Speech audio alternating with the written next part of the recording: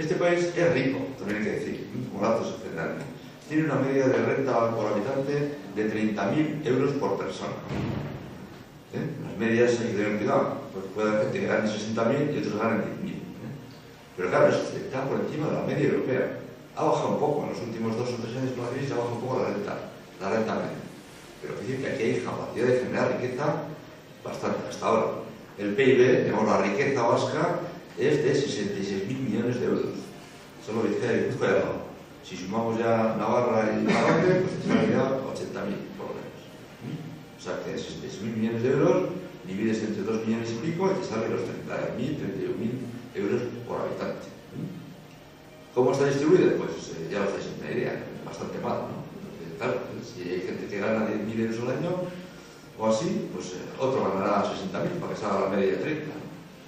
O sea que tenemos un país que tiene potencial de riqueza, pero la gestión de la crisis va mal, por muchas razones.